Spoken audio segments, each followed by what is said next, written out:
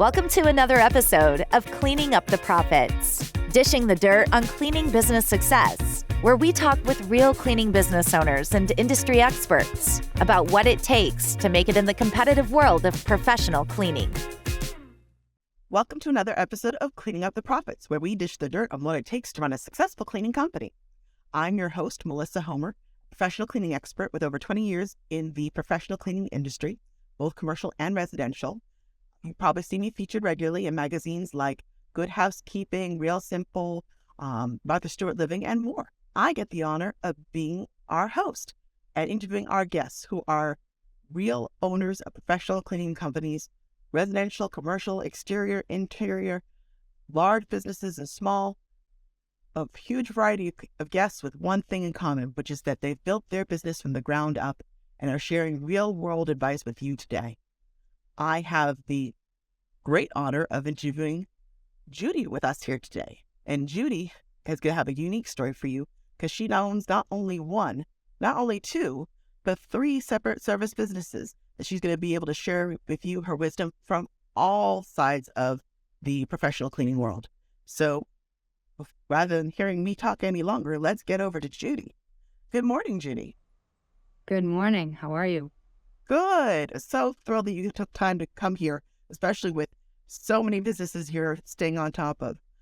Can you, for the sake of our listeners, please give yourself a little introduction, explaining, a little bit about yourself, either, things like how long you've been in business, what businesses you're running, their names, obviously your full name, and try to give our listeners a sense of the size of these businesses, employees, general revenue. You don't have to share all your dirty numbers, but, just give people a sense of this amazing cleaning empire that you're running.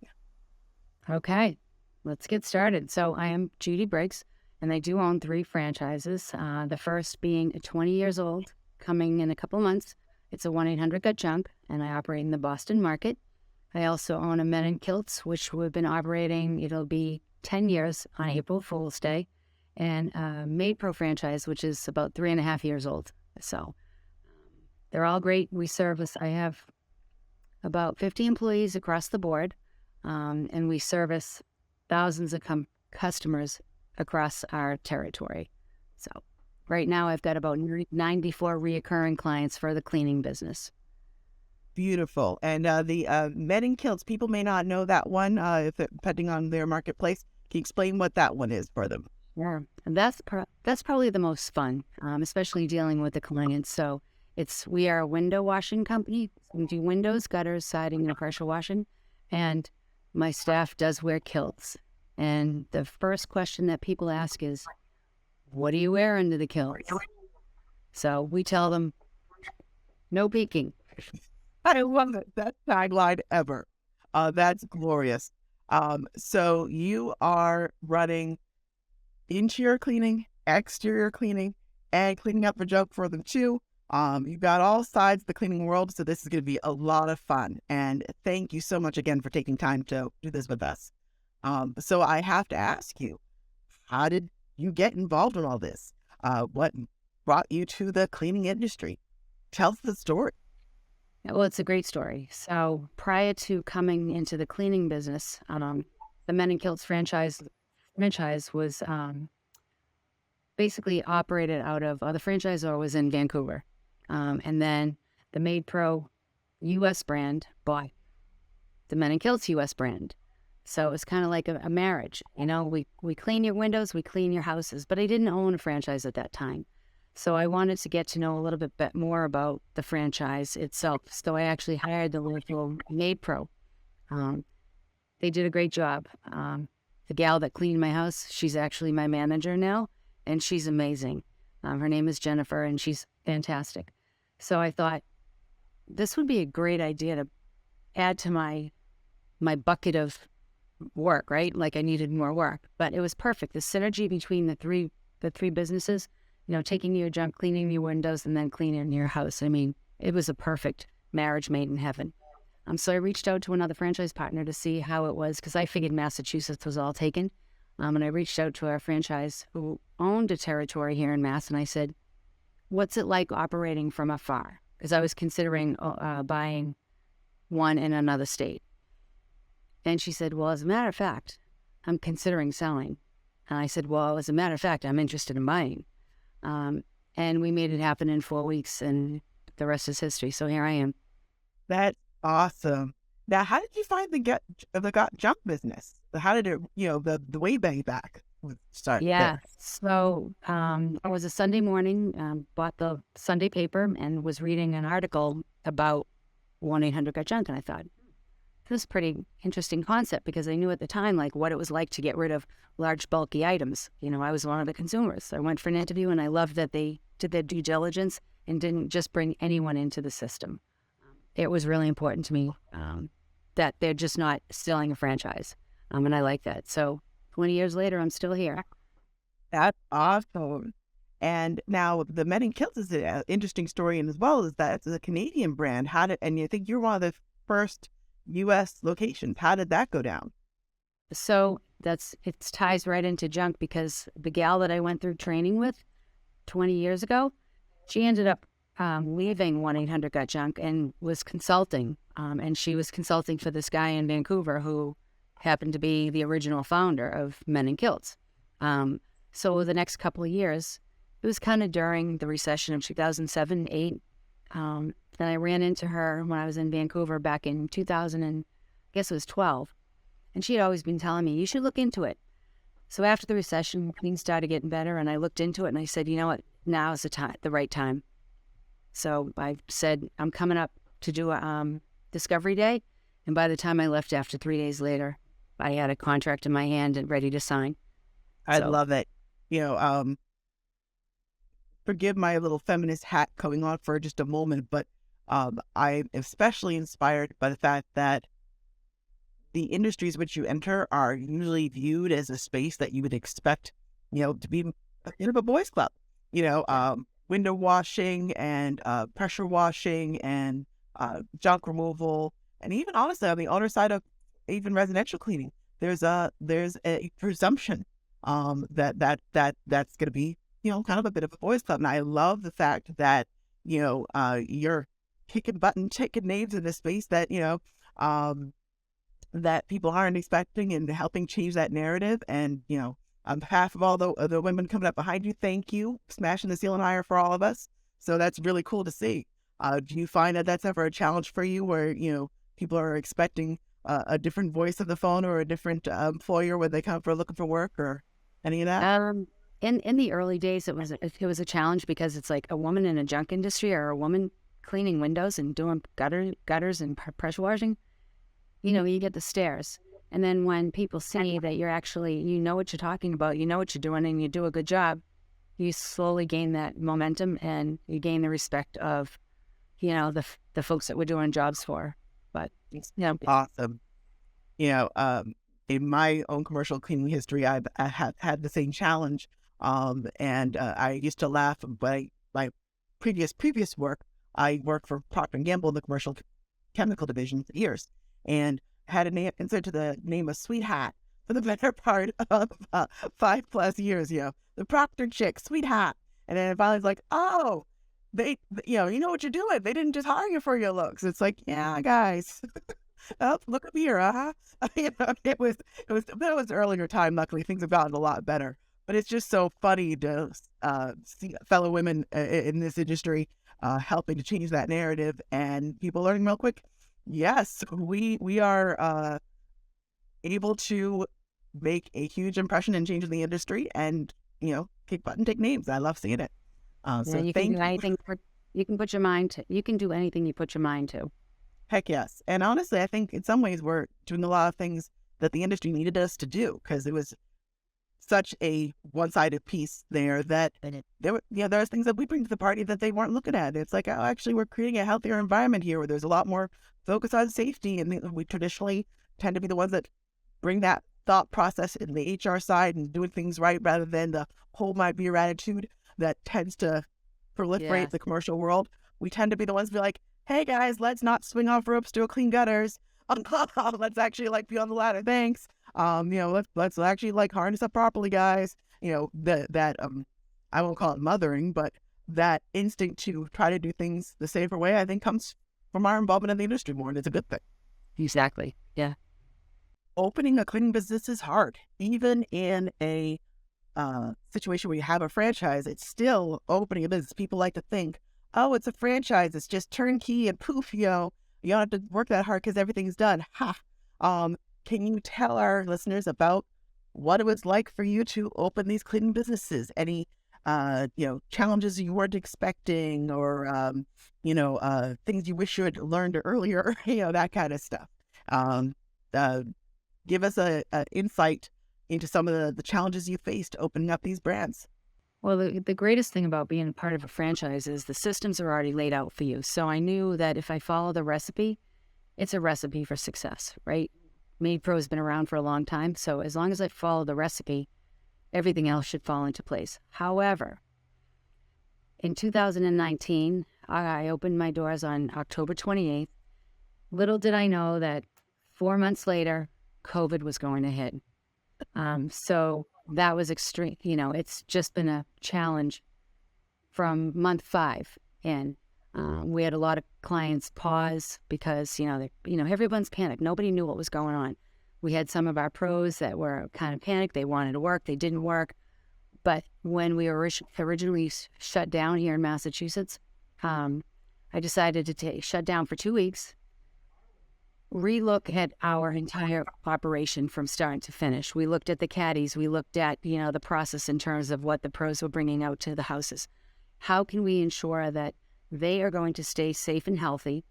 And when they go into the client's home, how are they going to stay safe and healthy in the home and make sure that the client and their family are healthy and safe? So it was everyone calmed down.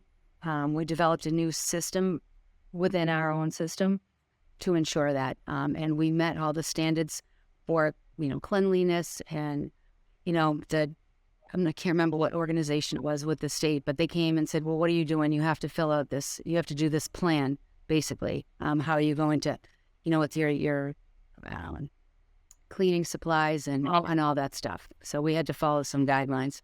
So we were ready to go after about 2 weeks. And, it's been bumps along the road, but we're still here. That's awesome. As they talk about trial by fire, owning a new business within 6 months and the pandemic starting, that was a very challenging time frame for even most seasoned and long-term businesses. So I hope you give yourself all the credit for persevering through that time frame with such little runway to get ready too. That takes a lot. Obviously, I ask you to share a little humility because you're so successful, but it helps people know that they too someday can get to where you are. Can you share your first rookie mistake you could think of that comes to your mind in the cleaning business? You're like, looking back now, I can't believe I did that. Yeah, I'm actually a little bit embarrassed to say this, but it happens. You get so engulfed in the day-to-day business that sometimes you fail to look at the small things that are actually a lot. I wish I had done a price increase sooner. I waited until late 2020 to do it, and I should have done it right from day one, because looking at the pricing model that was set for me previously, the margins were like, this isn't sustainable. So many of the clients were older clients in terms of like long-term clients that, our previous owner never upped their rates. Well, when you start to pay your staff a little bit more, where's that money coming from? And it eventually comes out of your own pocket. So I did a significant increase, and I only think I had 3 clients that said, I'm not doing this anymore. But those are the clients that I was happy to let go, because now I've got other clients that are actually paying more. I've done another price increase since. So I've got more clients paying the higher rate. So more profitable now. Absolutely. Thank you for making that the rookie mistake you shared, because that is a huge one across the residential cleaning industry, is know your worth and be confident in it and being comfortable with taking price increases. Yes. There's a lot of cleaning companies out there that struggle with, I can't go up, I'll lose all my clients. I'm not worth that. That's too expensive for house cleaning. We're not worth that. It's like, no, you're worth that. Especially during that pandemic time frame. I'm hiring people to do a high-risk occupation right now that's heavy labor on top of it all, and I'm expecting a lot of autonomy and working on their own. That's a skilled job. And, you had to pay for skilled labor. And sorry, boo, if you want that in your house, you're going to have to pay the price that Right. commands. And having the confidence to do that is so important. And like you said, you only lost 3 clients out of it. And they're 3 clients you didn't want in the first place, and you're easily able to replace them.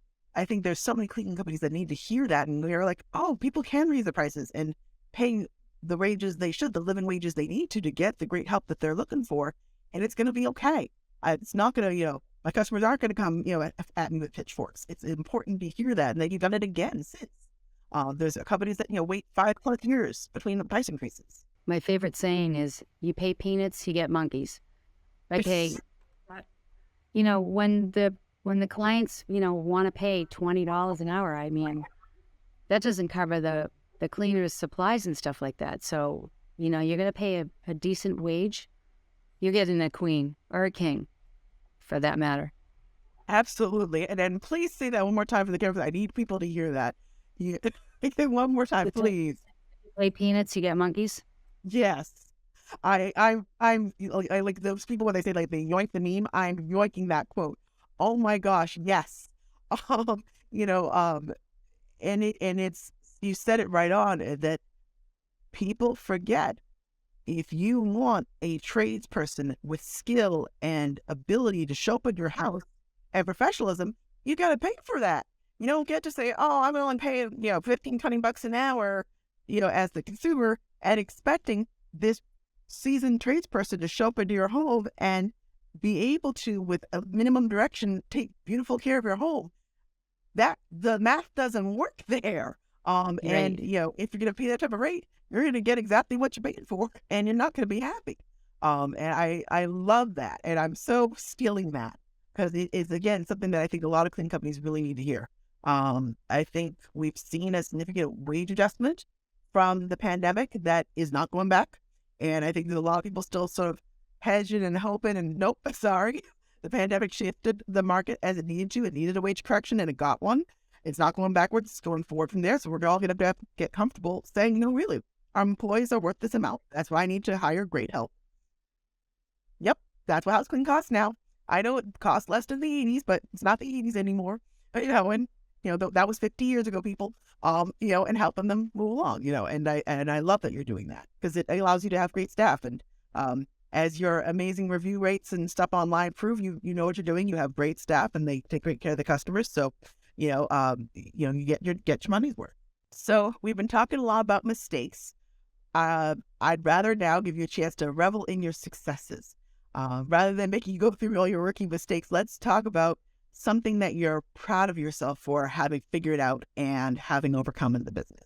Is there anything you can think of where you're like, I did that? Yeah, I kicked butt at that.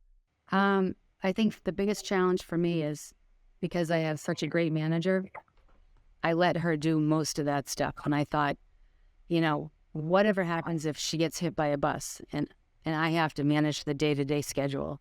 And I'm not very tech savvy. She's very patient. So she taught me, which clients like this, which clients don't like this. And she nailed it. She was able to teach me in a very short time. So if she wants to take a day off, I know that I can actually manage the schedule. And I know that, Melissa likes this, and, Judy doesn't like this. And this client, we have to be there between a certain time. And they like the call ahead before, the night before, just a reminder, even though they get an email 2 days before. But it's the little, like the nuances of all the clients. And it's hard to manage, 94 clients like that. So I feel like I can just pull up my boots and I'm ready to go running here. That's awesome. Like, again, another very relatable issue, which is that, not everybody's a tech maven. And a lot of people come into the residential cleaning industry without necessarily any sort of software technology background. And it, in this day and age, you need it. You can't grow a large cleaning company without some sort of service software platform anymore. People used to run cleaning companies out of the old Filofax and some, a day calendar writing down different clients. But that caps your size, and you can't live like that anymore. You've got to be tech savvy, and things got to have to live in the account notes. Like you said, that manager, I certainly hope she doesn't get hit by a bus, because we know that for amazing things about your manager, we don't want anything that happen to her. But I'd like her to be able to take a lovely vacation. hopefully there's Mai Tais involved. And you need to be able to have that business hum when she's not there. And having detailed notes about clients, having that accessible and organized in your software, and making sure you, as the owner of the business, can dive in there and find that information easily. That's what allows you to grow. So it allows you to hire a second manager as this business gets to 200, 300 clients. So it's a wonderful thing that you're bringing up, because I think so many other cleaning companies get stuck somewhere around that under 50 mark because they're trying to run it all out of here rather than out of the software, and all the information lives here instead of the software, and reinforcing that that's how you grow and support 100 plus clients. It's an important thing for people to hear. So thank you. It's not sustainable the whole way. No, or it's sustainable if you want to stay small. And who wants to stay small? Especially if you're great at it, you're gonna have people asking you for work and you can't do it because you can't remember everyone's details. That's not right. A reason to say no. In the cleaning world, we know that tons of cleaning businesses open every year and a ton more close every year. But yet here you are, kicking butt, taking names, growing. Can you share what you feel you're doing differently that is helping you, stand out? This is your secret sauce. And don't just say because it's the franchise, because plenty of people open and close franchises every year too. Formula may be there, but they have to be able to do it. So what do you feel is your secret sauce that you're bringing to the party? It's a great question. Yes, we do have a recipe, but you have to find people that are willing to, if they want to be successful, they have to be willing to follow the recipe. So I was a corporate employee long ago, and I know what it's like to be treated like an employee. We treat everybody with kindness, compassion. We treat them like their family. There are some days when somebody might come in, they might have a child sick, an elderly parent sick. We take the time to listen to them, because sometimes they just feel like they don't have anywhere to turn to, right? They're living their life on their own with their small children or whatever. And we treat them with respect and, not coddle them, but we take good care of them. So the culture that we've developed here has been really great. We do breakfast probably like once a month. We might do like a pizza party or an ice cream social. We did a barbecue last summer. We'll probably do something in the spring, but we like to bring everyone together so that we build that camaraderie, because we have a 1 hour arrival time for them. So somebody might come in at 8, somebody might come in at 8:30, 8:45, 9 o'clock. So they don't always get to see one another. So we like to create that cohesiveness, so they do feel part of a bigger family. That's awesome. And you touched on so many things that I think are so critical to running a successful cleaning company, which is at the end of the day, it's the employees. And you get it. You nailed it. I don't care what recipe you have from what big franchise in terms of, pre-built marketing or pre-built website or whatever else is out there. If you can't attract and retain amazing workers that want to push themselves to go that extra mile to make your client feel loved through cleaning, doesn't matter what you paid for that franchise fee. You're not going anywhere. The reality is this is a people business, and you get that. And the fact that your first words out of your mouth are, I make them feel respected. I take the time to listen. Should know that we care. And I'm not coddling, because at the end of the day, we're all professionals. We got to get our job done. So do they. We all have to be held to the same high standard. But they still know that it's done with compassion, and that someone actually, genuinely gives a crap. That goes so far in this industry. And I think it's very easy for people to get disenchanted and decide, oh, it's just house cleaners. They're going to flake out in a couple of weeks. I'm not going to really get too emotionally attached. I'm not going to go stick my neck out. Maybe I'll do like a pizza party once a year, call it a day. The fact that you're like, this is a family. I'm going to hold you to a high standard, but I'm going to make time for community. I'm going to make time to hear what's going on in your world. And I'm going to help lift you up. That right there is gold nugget. And it's so important. I think it's part of how, again, you're growing 3 brands, is that HR side, that employee side. And I love that you recognize that in yourself. Well, as part of our onboarding, we bring them in and we tell them that their job title is service professional, pro for short. We want them to act like professionals, and we also want the clients to treat them like professional, that they're not just that, lower level, house cleaner, because it can be kind of, people look at it as, derogatory, right? You're just a house cleaner. No, we're a service professional. We're coming in to do your house, clean your house the dirty stuff that you don't want to do. So there needs to be that level of respect. And once they hear that, like, we're calling them a pro for a reason, it kind of like all of a sudden you see them like, oh, there's just that little level of increases that level of confidence, and I can do this, and I'm not just a house cleaner, I'm a professional. So it's really helped. Yeah, and I love that you say that, but although I'll say the record, the fact that we all say it's just a house cleaner is awesome. House cleaner is what keeps America running keep the world running since one of the oldest professions in the book. And we try to be like, oh, it's just cleaning. It's like, no, that's literally your health and sanitation that keep you all alive and able to stay home. You're keeping grandmas out of nursing homes. You're saving rocky marriages. You're helping cancer patients heal. You're doing the real work here. And people try to go, oh, it's just house cleaning. It's like, yeah, it's just house cleaning. The thing that allows you to stay in your clean house and not be living in filth and squalor. That's critical work.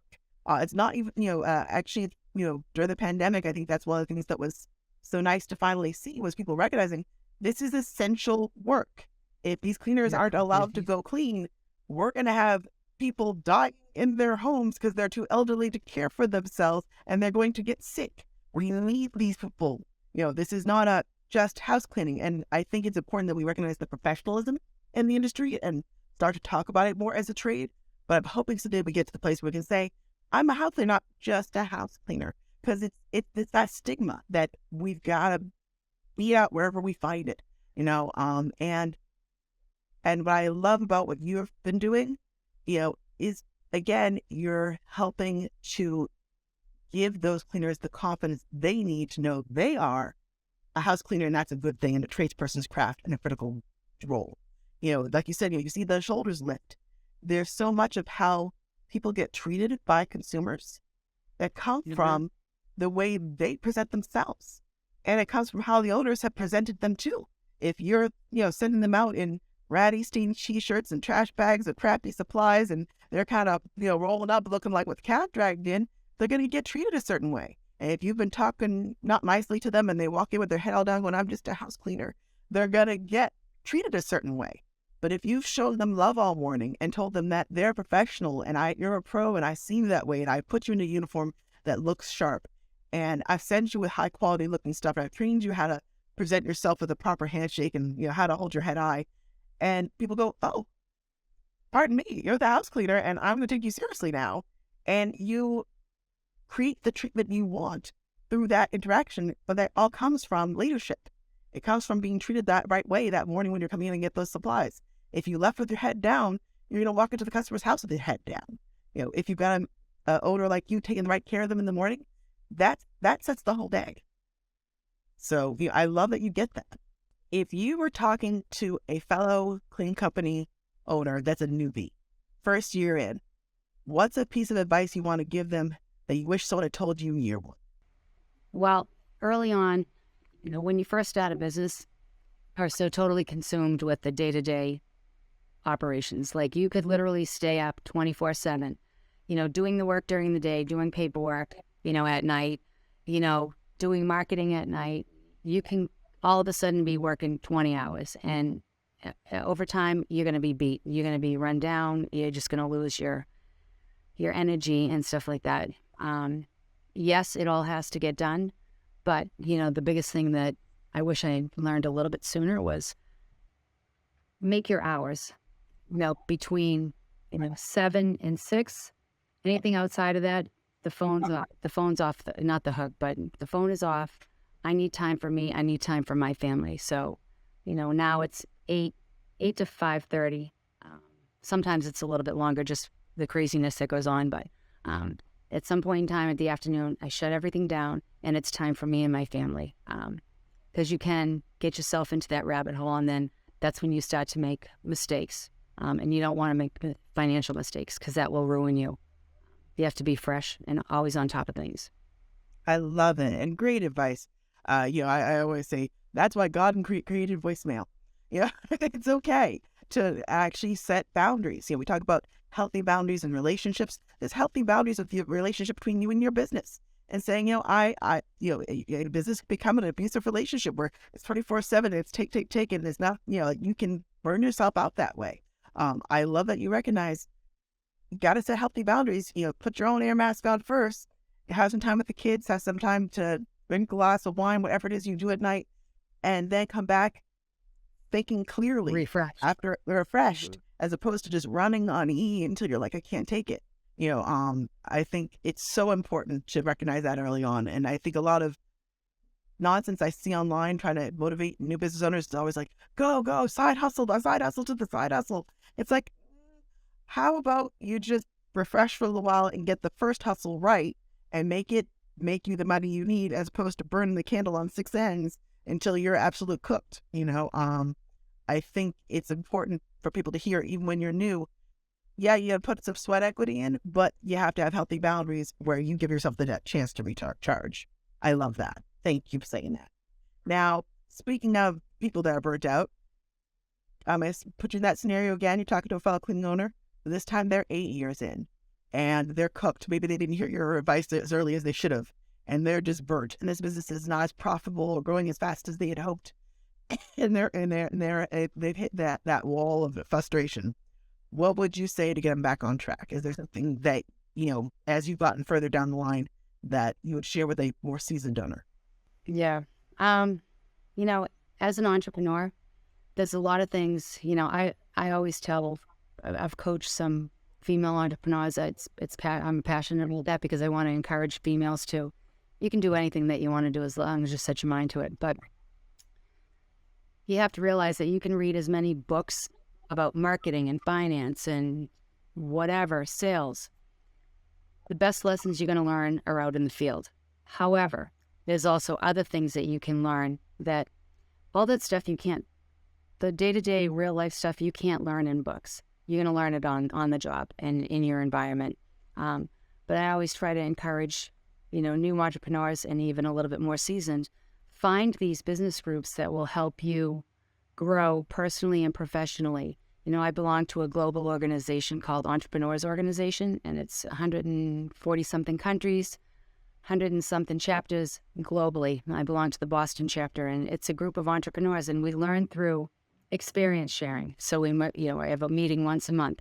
It's a 4-hour meeting. We talk about what our biggest challenges is. It's like the 5%, like that's what keeps you up at night. And for me, it has been by far the best thing that I've done over I joined in 2007. And I don't think I would be where I am today if it wasn't for my peers in that group. And then I remember back in 2007, 8, and 9, with the pandemic, 10 and 11, my revenues were basically flat. I think I grew like $6,000 for the junk business. And I said, something's not right. So my group challenged me. And it was at that point, that year, 2012, and when I learned that you have to look at your business model and your marketing strategy and all these other things every couple of years and make some changes, because what's the definition of insanity? Doing the same thing over and over and expecting a different result. Well, I was doing the same marketing tactics, and I only grew by $6,000. I changed my marketing strategy in 2012, and I grew about, I think that year was 28%. So now I have to have it like every 2 to 3 years. I really sit down, look at my business model and my marketing strategy, and I'll change it up a little bit. Or sometimes a lot. I love it. Again, so many good pieces of advice in every comment you make. Just to underline the, people get stuck in ruts. I'm gonna keep doing that thing. That's what I've always done. And I'm not going to touch the marketing because that's what we do. We do direct mail. It's like, yeah, that's very cute, but now it's online. I don't want to learn that. Too bad. Like that. Like, you got to change with the times. And, there was a while there we were all attached to door hangers and packs of pizza boxes and our old little postcards. And, guess what? Things are changing. And, as a business owner, you got to stay on top of it. And I love that you recognize that that's not an option. That's a need. And I also really love that you bring up the peer organizations.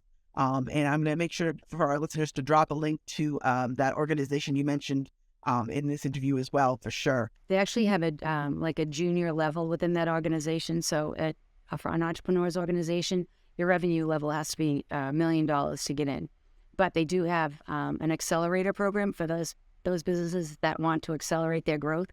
Your revenues, I think it's $200 $250,000 a year, it's by far the best money you'll spend. It's really not that expensive, but it's the best money you'll ever spend if you really want to grow. And even just your local BNI, people forget that, there are so many opportunities to meet fellow business owners, and especially the cleaning industry. It can be kind of lonely if you want to be serious about the business, in that so much of the cleaning industry is just, independent. So people with 5 employees or less, and they don't necessarily have any sort of resources for that sort of business knowledge. And it's like, no, go join a local BNI. Go ahead and join these groups. You may not be ready for entrepreneurs yet, but we'll get you there. The way you get there is by joining these groups and talking to fellow owners, because they, yes, their businesses may be different. And everyone's like, oh, BNI, they're running a hair salon. What does that have to do with me? Well, what it has to do with you is they still manage employees. They still manage books. They still manage marketing. They still manage cash flow. And, oh, by the way, they might have a juicy Rolodex of customers that are your parallel customers too. And there may be some lovely cross-marketing opportunities you can get into with those local BNI members once you get to know them all. And if nothing else, you might pick up a couple of their houses to clean. And there's so many opportunities there, So I think it's so healthy to encourage people to get out of their own little bubble and network with those other owners. So important. And I love that you said that. So thank you. Thinking cleaning businesses, we're going to talk about, thinking men in kilts and got junk, your exterior and interior cleaning businesses. What is something that you see out there that drives you bonkers that other cleaning companies drop the ball on? Things that that matter to you, but you see the other companies doing, you're like, oh, I can't believe they're doing X. What out there do you feel like is stuff that people are, being their own worst enemy and keeping themselves from being successful? What drives you bonkers out there? In the early days, even before I considered, buying another franchise, a cleaning franchise, I had a cleaning company. It's probably 20 years ago now. Wow. And what I see, what they were doing, every 2 weeks, and what I'm doing now is, like I said, I'm a consumer. Whether I'm getting my junk taken away, I'm getting my windows cleaned, or I'm getting my house cleaned. What a lot of the smaller independents don't do, and other people don't do, is they don't focus on the customer experience. If you remember a long time ago when you would travel and they'd say, thank you for using American Airlines. We know you have a choice in air travel. We appreciate you flying with us. That's great. So if we focus on the customer experience, I tell my manager, we talked about this years ago, so we started implementing, yes, the franchisor sends out an email at the end of the day after services and says, rate your service. Well, a lot of people just delete it, or it goes into spam mail, or they don't use their regular email, right? So it's our practice every morning.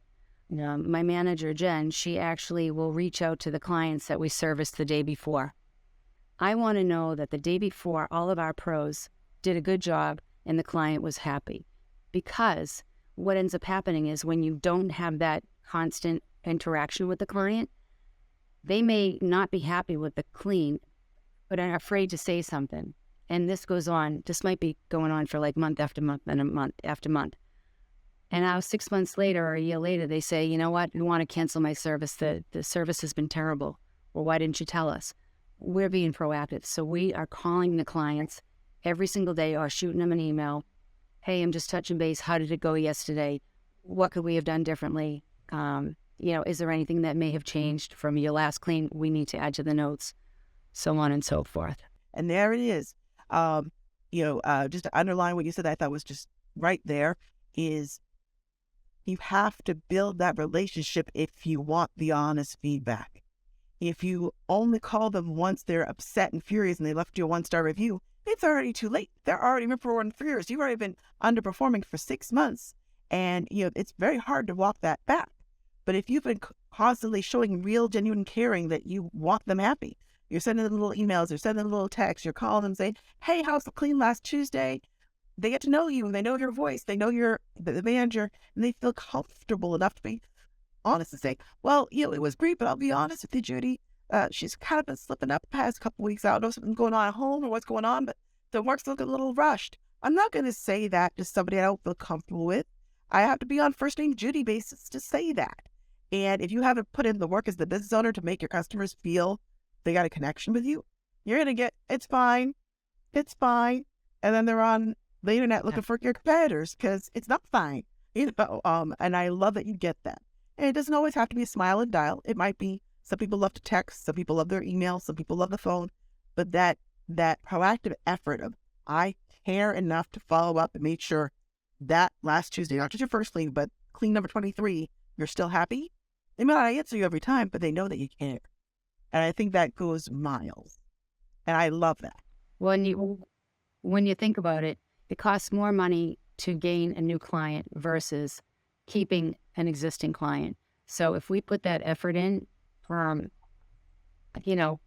least likely to go out and find another cleaning company or a cleaning professional. Absolutely everything. Because everyone sits there going, oh, I got to go after this next new cool marketing thing. And what's my, pay-per-click and and then they're looking at their budget. It's like, if you just kept 10% more of your clients over the course of the year, you're trading pennies for dollars over here. Just service your current clients, thrill them, get to know them, keep them happy. Heck, they'll probably give you the referrals you need to replace whatever marketing thing you're toying with. Marketing's important, don't get me wrong. Exactly. But keeping clients and having them only leave on good terms, hey, you moved, whatever, that's fine. But other than that, I don't want you leaving for any other reason besides you moved or you downsized and you're going to Tahiti, whatever it is. But if I lost you because I wasn't paying attention, that's hundreds of dollars in acquisition by the time you go through all those leads and the sales process to be burned because you didn't make a couple 10-minute phone calls. Yeah, it's madness. And I love that you get that. So thank you for anyone listening. If you haven't figured that out yet, keeping the clients is way more profitable than selling new ones. Everyone gets excited about the new shiny toy. Keep your clients. Focus the energy where the money is. The money is, I paid for this client already. They're mine. I call them. I take good care of them. And they keep pumping money to me like a little cash machine. Trying to find a new cash machine isn't nearly as profitable as just turning the crank on the one you already own.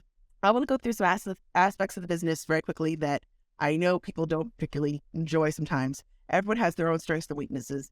And the joy of being an owner is you get to pick where you're strong and outsource where you're not. So I'm going to ask this same question 3 different times. So for the marketing side of the business, do you personally do all your marketing? Are you into it? Do you love it? Are you a marketing maven? Or do you outsource and use agencies? And if so, how did you make that choice? And what advice do you give to people who either, are into marketing or they hate it? I do a little bit of both. In the early days, I pretty much, because we really didn't have like Google AdWords and all that stuff. But, with that advent, like we've got a company that does like the Google AdWords and the SEO and all that stuff. I'm not a marketing person, so that belongs with the professionals, just like we keep the houses clean. We are the professionals. We do in the office here, like because I've got 3 brands, we co-brand. And, some of my franchises do not align in terms of all the zip codes. So we have to make sure that, one zip code, I'm not going to market to my brand that I don't service that territory. So it's a little bit more of a manual process, but we have our lists and we'll send out, we send out some postcards. We'll send out thank you notes. We'll send out a letter saying, hey, here's our sister brands. Thank you for using, our cleaning company over the last year. We have these 2 other brands. If you're interested, here's 2 gift cards if you want to use us. And if you don't, feel free to give them to family and friends. So we'll do a lot of that stuff. We do, when we're out and about, we put signs up. Signs, believe it or not, 20 years later, they still work. You just have to be careful in the areas where you're putting them up. But so we do a little bit of both. I do outsource. I love that though. And honestly, grassroots marketing works. It's old school, but the signs and the tear sheets and the, flyers at events and branded cards, look, they keep using because they work. Yeah. But right. I love that you recognize it's a mix. If you're strong in some parts of it, but bad in others, outsource the part you don't like. You're in charge. You get to do that. I think it's great. Asking the same question, but now hitting the financial side. Are you this spreadsheet? Are you all about the numbers and cranking the reports, or is that something else you look to your accountant for? Where do you stand on that part of the business? A wise woman once told me years ago in a previous life, she said, she was a great manager, and she said, I learned very early on in my career, you need to surround yourself with people that are smarter than you. It's funny, I actually went to school, I got my associate's degree in accounting, and I don't even balance my own checkbook. But in the early days, I did all like the bookkeeping, and then after a few years, it just became unmanageable. It gets to that, and I need to have time for me. So I hired a bookkeeper, a great bookkeeper, and she works great with my accountant.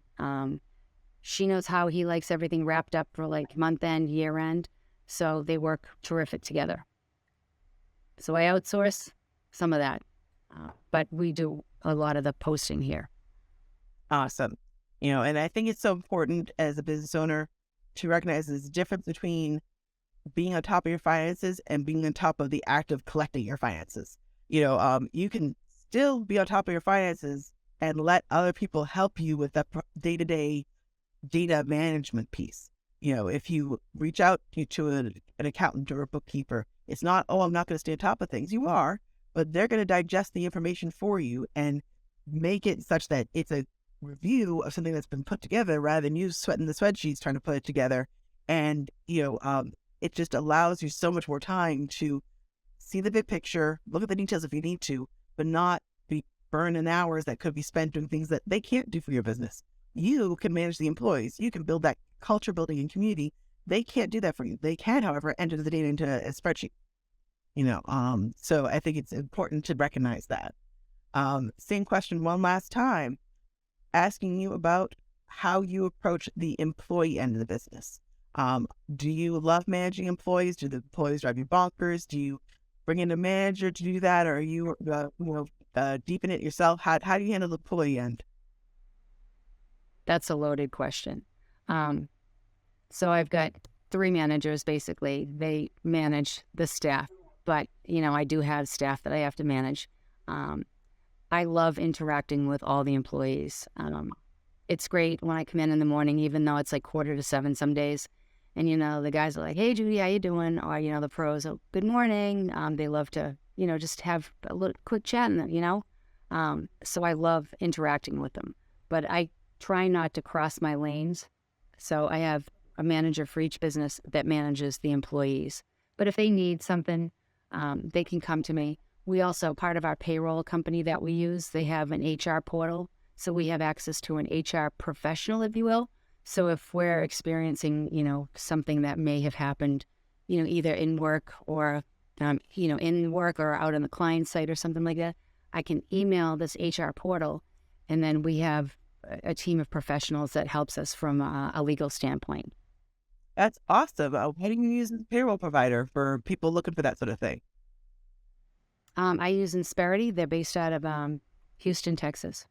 So I've been using them for 16 years, I think. They're fantastic. Wonderful thing about what you just said there in terms of the employee piece is you recognized that having a manager doesn't mean your hands off on the employees. You can still be a presence in your business, build culture, get to know everybody, but not doing it in a way that disempowers your manager, that allows them to still maintain authority. People know they're still the one in charge. And yeah, I know Judy, but I'm not going to go crying to Judy with my problems because I know my manager is the one in charge of making this decision about whatever it is I'm upset about. Sometimes I think there's some employee manager dynamic stuff going on where people try to triangulate, and you have to know as the owner how to build up your manager and say, no, she's in charge of this. Yeah, I own the business, but I've given her full authority. So don't try to ask mommy for daddy and daddy for mommy what, if you can have the keys to the car. She's in charge. Cut that out. I think that again comes from top-down leadership. You've clearly done a great job empowering your managers so they have that authority with the employees, and the employees know that you trust their leadership, but you're still involved in the active owner of the business, and people know that you're creating that culture and they trust what you're doing, but also that they can't triangulate and play games. And I think it's great that you recognize that. In terms of the payroll piece, it's something also really worth underlining is a lot of smaller cleaning companies think they can't afford a real payroll service. They're going to just do it at QuickBooks themselves or whatever. And, that works when you're tiny, but there's so much more you get from those services than just payroll and taxes. Those HR portals, many of them, whether it's a ADP or Paychex or an Insperity, come now with this HR element as part of the payroll service. And that's huge. Most people running a small cleaning company can't afford an employment lawyer on speed dial all the time. And they can't afford an HR manager on all the time. And they can be accidentally, well-meaningly, doing some super illegal stuff because they don't know any better until they call that HR portal and go, I'm not allowed to ask that during an interview? Oh, crap. And that's what I have to, fill out what form before I fire them? Oh, crap. Whatever it is, like, I can't withhold that paycheck? Oh, crap. Like, you need that HR portal. So, you may think, oh, man, that's a lot of money for someone to just print out a paycheck. It's not just a paycheck. There's a lot more they do for you if you are investing in those services. Yeah. As a business owner, like, you have to protect yourself from a legal standpoint. And unfortunately, HR is part of that legal stuff. Like, there's certain things you can say and can't say. You can't mess with somebody's paycheck. So that's why you pay the professionals. And I think I was probably maybe 3 weeks into the business, and I said, I can't do this because I'm not well versed in this and I need to pay a professional. And it was very reasonable. I think I had ADP back in the day, but it's really, really important to have that strong team around you. Speaking to your end consumer right now, speaking to your customers or, hopefully someday future customers, what's something that you wish they understood about cleaning that they don't? If you could get your word out to all the customers out there. I think that the customers, some of them need to understand that it's like a carpenter. He's the professional in his trade. He's learned all the rules and regulations from an OSHA standpoint. It's a doctor has gone to schooling to being, a doctor. We are learning a specific trade. Because it's not just going in and, fluffing and dusting and stuff like that. If we want our clients to be happy and we want them to have us back week after week or bi-weekly or monthly, we need to learn that stuff. So the clients need to know that we are the professionals within our industry, within our business here. And we know what we're doing, even though somebody might say, no, I don't want you to use that. Sometimes they don't understand certain chemicals, which we've learned from Melissa. You cannot use certain things on certain, like countertops. There's certain things you shouldn't be using. And we've got that knowledge. And I know that, there's people out there that we can find out that information too. If we're like, I'm not sure I should use that, there's professionals out there, but clients need to know we are the professionals in our trade. I love that answer, and I think it is hard where a lot of consumers that are hiring professional cleaning, whether it's for their office space or for their home, may be coming from a background of a significant amount of, we'll call it classical education. So there is this presumption that, oh, I know more than my cleaner. You might about marketing and about surgery and about whatever it is that you've chosen to as your life's work. That's great. But you don't know more about them. You don't know more about that service than they do when it comes to cleaning. When it comes to cleaning, they're the professional. They're the master's degree. They're the PhD in cleaning. They've been clocking, 6 to 7 hours a day, 5 days a week, 22 hours, 22 days a month for years, most of these cleaners. If you just look at hours clocked, that's an undergrad degree easy on cleaning that you just don't have, customer. I'm really glad you saw a 5-minute TikTok that told you to mop your floor with Tide Pods, but no, sorry, your professional cleaner knows more about this than you, and no, I'm not using Tide Pods today. Like you said, we're a professional in our trade, and just because you have a lot of education over here doesn't mean you know more than the person that's been living this for years over here. And I think it's so important to, again, underline that message that professional cleaning is a profession. And we are tradespeople with expertise. And if you do it wrong, you can cause some serious damage. So I love that messaging. If there's anything you could communicate to your clients now, if you want, use this as my shameless plug platform, anything you wish you could get out to your clients. As a consumer myself, and I catch myself now and again. So the one thing that I would probably communicate to my clients is that remember to be kind and compassionate. COVID has disrupted all industries across the board. Like you go to restaurants and they're short staffed. You go to grocery stores, they're short staffed. Anywhere you go, it's short. Banks are short staffed. Be compassionate. I cannot control when my team calls in sick. I can't control when my clients have somebody sick in their home. So now I have to rearrange the schedule for my pros that are now coming in. So, they come in, now a client calls out sick. Be a little bit more respectful and compassionate. Like, it's a moving target mostly every day, but the team is doing the best they can to satisfy, hopefully super exceed the client's expectations all the time. But sometimes we fall just a little bit short. Clients just need to be a little bit more compassionate and understanding that we might be shorthanded. Absolutely. And that honestly, I think that is such a huge message for all industries right now, and consumers of whether, like you said, whatever you're consuming right now, consume it with kindness, because as you said, post-pandemic, we are as a nation down a significant amount of workers. Every industry is short-staffed. Everyone likes to look at, wasn't that many COVID deaths? Well, yeah, but there was a ton of so many other things that went wrong. People that are now on disability, people that were neglecting health problems because they were scared to go to the hospitals, that have been pulled out of the workforce too. People that, found drugs and suicide during that time frame, sadly. We lost so many humans that either completely lost them, like they're not here, or they, their health has decreased such that they can't provide manual labor anymore. We lost a lot of workers, which means the workers that are left are busting their butts doing the work of themselves, that missing 20%, trying to keep the world still turning while we wait for that worker shortage to kind of creep itself back to where it belongs as, people get older and come into that workspace age. But we're down to humans, and that doesn't mean punishing the humans that are left. And I hope that they hear your message. There's so many clean company owners like yourself that love their employees, that love their customers, that care enough to call every day. But you can't be perfect, especially when you're down staff. But don't punish the staff that's trying to make it right for you, trying to help you out, trying to make sure your house still stays clean, and you get to still go out on your anniversary dinner. They'd love to have you have a perfect dinner experience and a perfect clean, but you can't do that if you don't have enough people. We're going to give you as perfect as we can.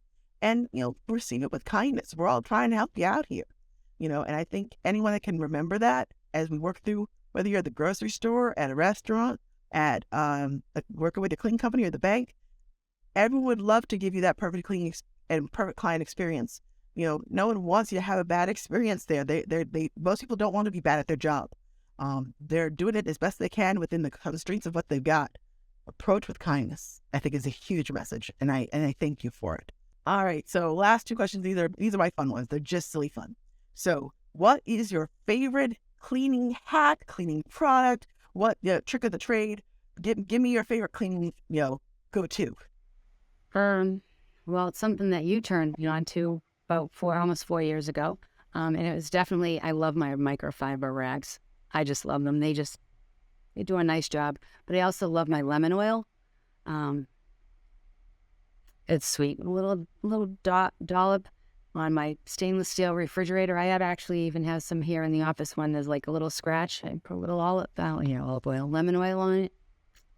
Takes that scratch right away. Absolutely. Lemon oil polish is one of my favorites for sure.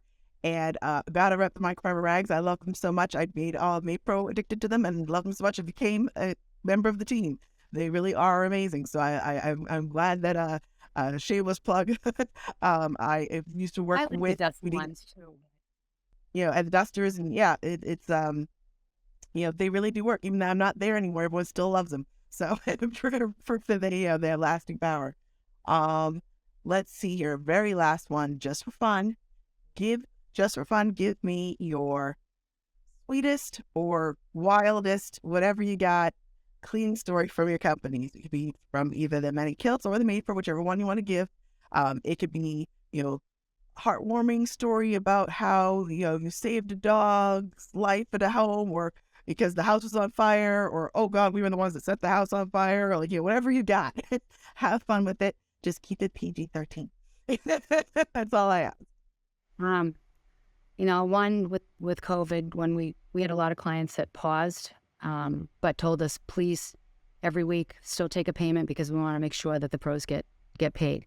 But, for my junk business this past year, I think it was in the summertime, It was a Sunday, they were working, and they had just got back to the shop, offloading the trucks and stuff like that. And there was a guy in the parking lot where our warehouse is, and he was fixing his car. Well, inadvertently, the car jack kind of snapped or something, came out from under the tire, and the car fell on the guy. And so he's screaming. And thankfully, my teams were, was like 5 of my guys were out in the parking lot, offloading and stuff like that. And somebody heard the guy cry for help. So they immediately ran over there.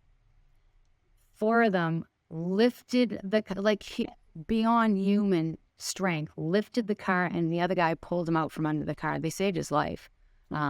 So yeah, it was, and he had to go to the hospital. He was in the hospital for a few days, had a little bit of surgery, but if they were not there, he probably would have died. Yeah. But it's a happy ending. Yes, well, the ending, but regardless of whatever religious background anyone is, your God, what is the false children type comments people make. But imagine your car is falling on you, and guys that lift heavy things for a living, 5 of them happen to be feet away in the parking lot, ready to lift a car off you.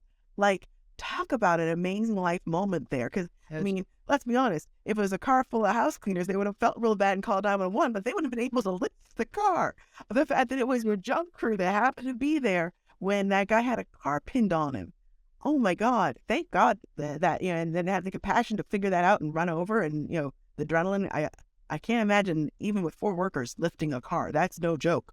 Those guys clearly hit the gym through work and on home. That's amazing. And imagine going home knowing you saved a life today.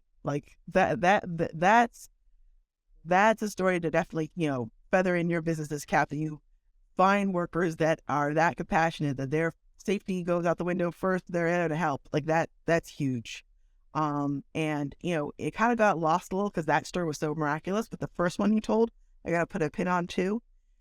You had such an impact on your customers, and you've treated them with such caring over the years, that when the pandemic hit and people were losing their jobs, people were worried about their financial future, they said, I want to pay for house cleaning I'm not getting to make sure your staff gets paid. I don't want us to lose that story, because the other one's so fantastical, you got to pay attention to it. But that first story of they're paying for the service they're not getting because you made such an impact on them, they wanted to make sure the workers were cared for. That is just such a testament to the heart with which your staff and you have run your business. Because not every cleaning company or every business out there is going to tell you, yeah, people happily paid me for services I wasn't providing. That didn't happen everywhere. That happened to the people that mattered. And I hope you take that compliment for what it is, because that's no small act. And the fact that it happened enough that you're customers plural, not one, plural, that's incredible. And it speaks volumes to why I've always enjoyed so much working with you. And I got to say thank you. This interview has been everything I hoped it would be. I want to wrap up though with just one quick, is there anything that I didn't ask you you were hoping you get to say? If you're talking to cleaning companies out there, talking to fellow cleaners out there, talking to customers, anything I should have hit on that you're mad, Mel, I have this advice I wanted to share. Anything you want to make sure I didn't miss? No, I think you pretty much covered a lot of the things. I mean, one of the things that I actually learned in the last 3.5 years is how to fix the vacuums. So you got to know your equipment. If you're going to stay up and running, you got to know your equipment and how to fix things. And you made that advice earlier in the series that it kind of ties in here too. You got to know the equipment, got to still get out in the field. It's very easy to become the owner and get too detached and not be real life. You got to get out there and get dirty. You got to know how your vacuums work. You got to talk to your staff and know that they're frustrated with the crummy microfiber towels you've given them or whatever it is that you're doing. If you get too detached, it's very easy to have this business, crumble underneath and you don't realize until it's too late. So I love that I got 3 brands, but I'm going to still get down and dirty and know how my vacuums work. I love that. So on that note, thank you so much for your time. This has been a wonderful interview. I hope my listeners were listening hard, because you shared some serious truth bombs today, and I'm so grateful for your time. For everyone listening, we're going to keep doing these interviews regularly, bringing you business owners from across the country. Again, this is such an invaluable resource. If you've been doing this on your own, please make sure to follow our pages and come on our site and sign up for our emails so we can remind you when things are coming. We're going to be continuing to put out new content, more of these interview series, articles, and there's so many other resources to help cleaning companies grow. Because when you grow, we grow with you. If your business is doing better, we sell more towels because your business needs them. So we figured out the best way to grow our business is to grow together. So we're here to help you. Please like, subscribe, do all the things, and we'll look forward to having you here in our next series. And again, thank you so much, Judy, and thank you to our listeners for listening.